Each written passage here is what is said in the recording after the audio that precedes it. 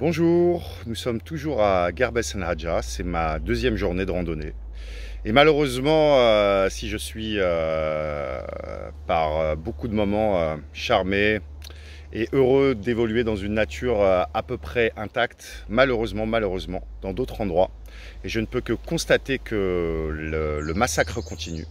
Ces magnifiques forêts de chênes sont en train d'être saccagées, chêne liège, chêne zen. Je pense qu'il y a aussi du chêne Afares. Les spécialistes m'excuseront, mais en tout cas, il y a beaucoup de chênes et vraiment des forêts avec une biodiversité exceptionnelle.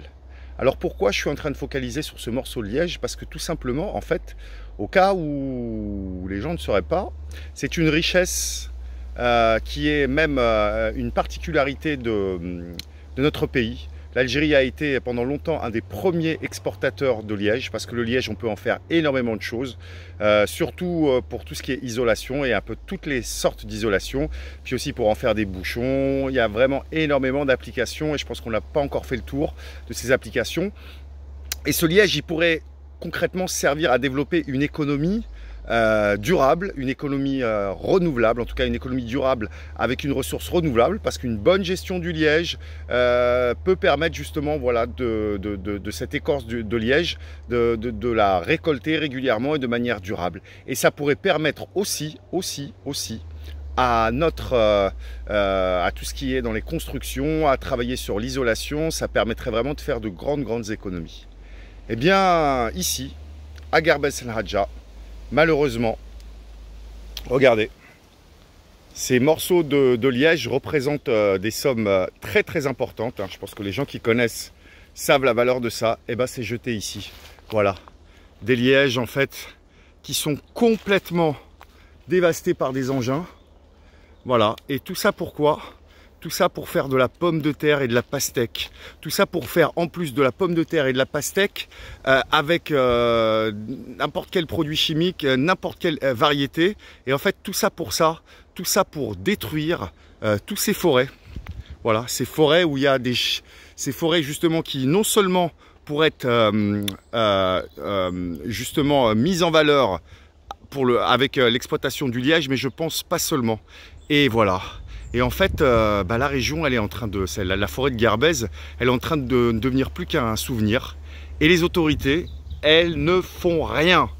Nos autorités ne font rien. La conservation des forêts locales ne fait rien. Ça fait des années qu'on se bat et ça fait des années que nous dénonçons cette chose et ça fait des années qu'il ne se passe rien et ça fait des années qu'on est en train de laisser ces agriculteurs ignorants décimer cette forêt alors qu'on pourrait, il y a eu des centaines de milliers d'euros qui ont été investis dans justement des plans de gestion intégrés pour leur proposer des solutions. À chaque fois on a fait venir des experts étrangers, on a fait travailler aussi des experts locaux, on a produit de super, comment dirais-je, de très beaux programmes, de très beaux plans et tout ça a fini à la poubelle ou en tout cas aux oubliettes. Et en attendant, eh bien, la forêt de Garbes, qui est comprise dans un complexe de zones humides classé par la Convention de Ramsar, et malheureusement je suis persuadé que ce classement il n'est plus d'actualité si on faisait une remise à jour. Eh bien pour l'instant, concrètement, eh bien c'est un massacre. Je vous ai montré déjà à Sanhaja ce qui se passait.